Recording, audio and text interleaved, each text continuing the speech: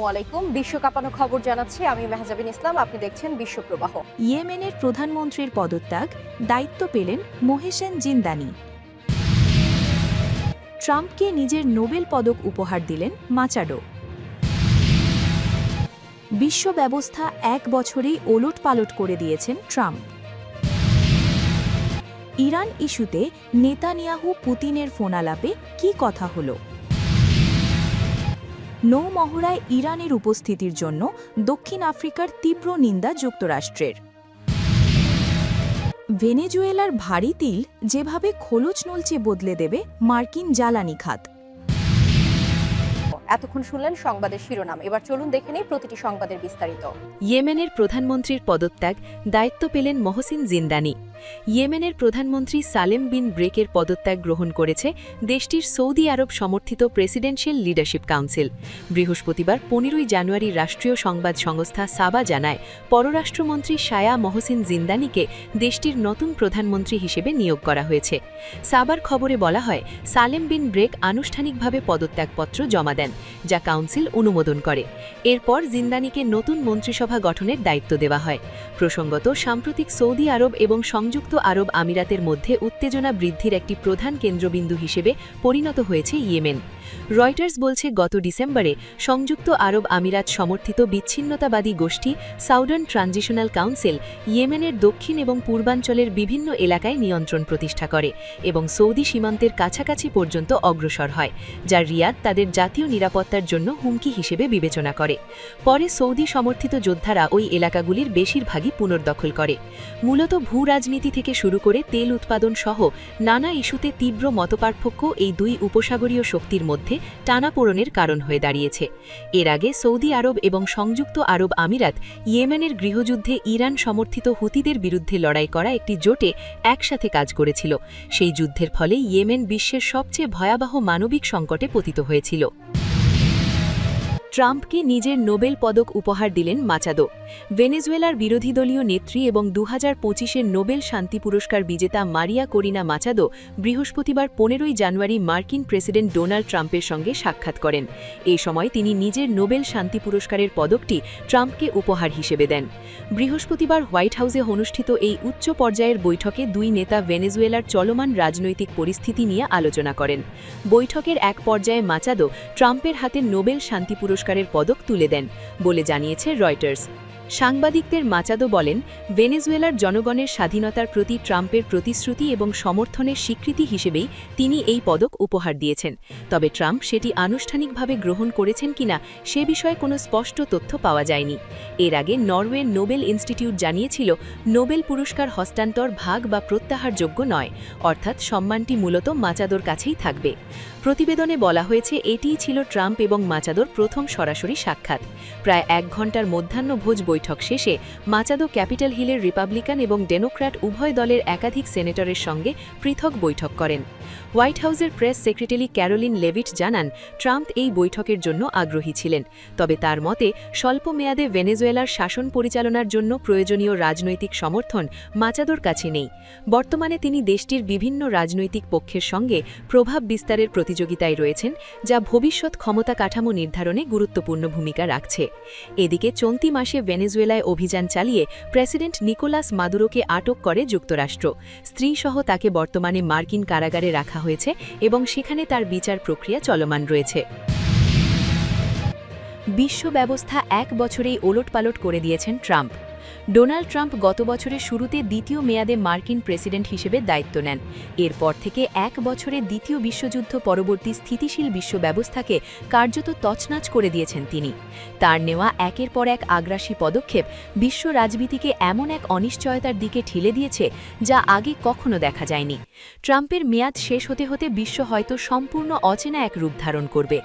আগামী জুনে 80 বছরে পদার্পণ করতে যাওয়া এই রিপাবলিকান নেতা নতুন বছরের শুরু থেকেই যুদ্ধংদেহী মনোভাবে অবতীর্ণ হয়েছেন।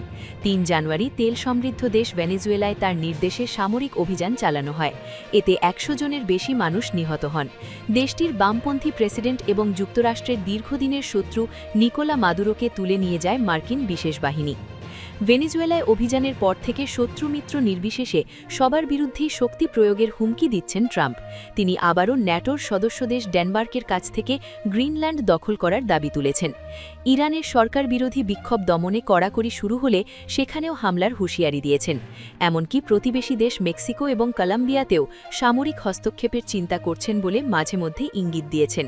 পরে অবশ্য ওই দুই দেশের প্রেসিডেন্টদের সঙ্গে কথা বলার পর তার এই মনোভাবে পরিবর্তন হয়েছে বলে মনে হয়েছে। ট্রাম্পের সমর্থকেরা বলছেন তিনি নিজের অনুকূলে কোনো ফলাফল পাওয়ার আগ পর্যন্ত কোনো কূটনৈতিক সমাধানের পথে হাঁটেন না। ট্রাম্প আমেরিকা ফার্স্ট বা সবার আগে যুক্তরাষ্ট্র রূপকল্প বাস্তবায়নে রাষ্ট্র পরিচালনার চিরাচরিত পদ্ধতিগুলো ভেঙে একলা চলো নীতি গ্রহণ করেছেন।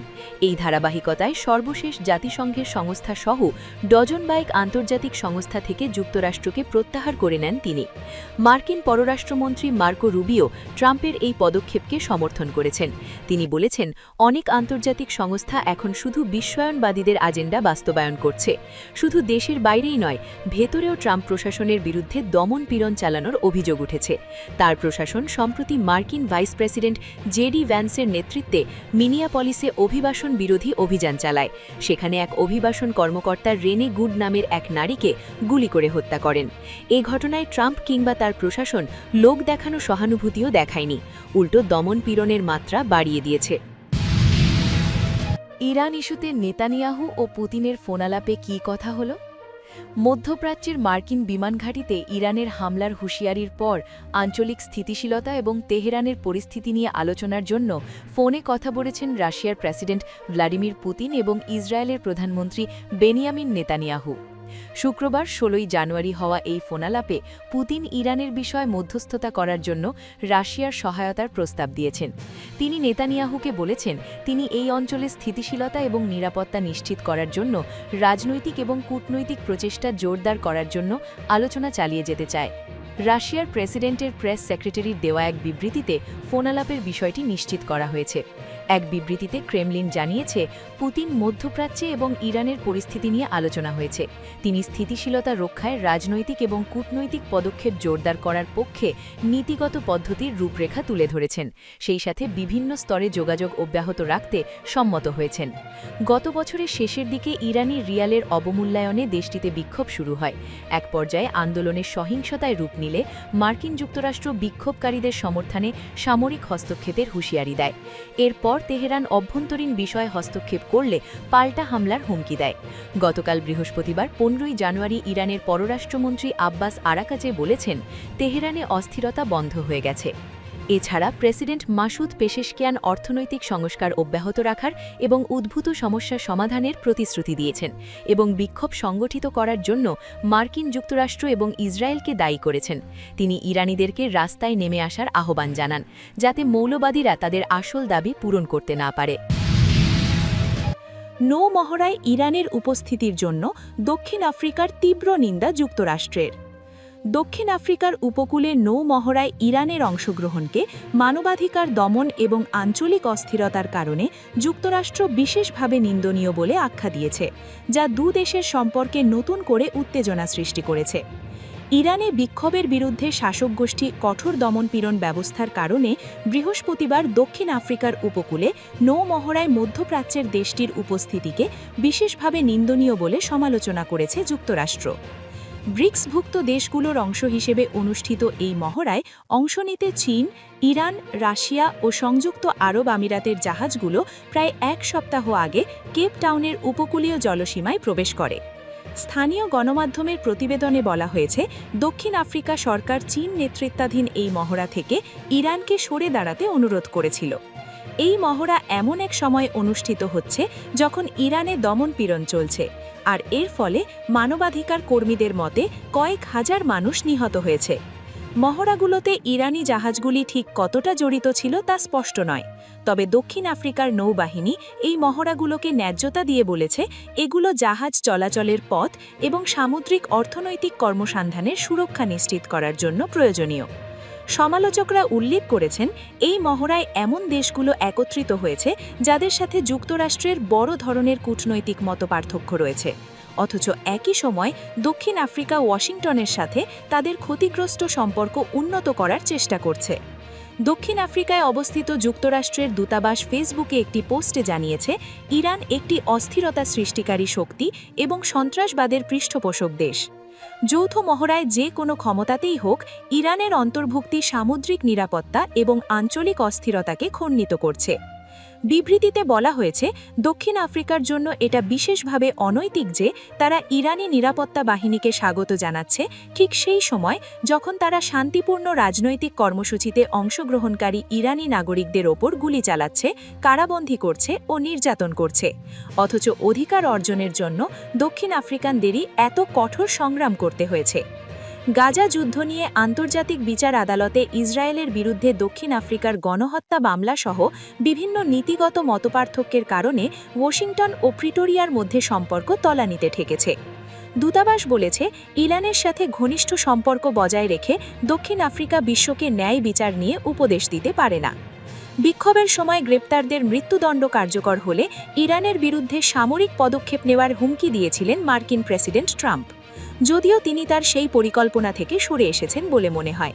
ট্রাম্প প্রশাসন দক্ষিণ আফ্রিকার বিরুদ্ধে আমেরিকা বিরোধী নীতির অভিযোগ আনে এবং নভেম্বরে G20 শীর্ষ সম্মেলন বয়কট করে।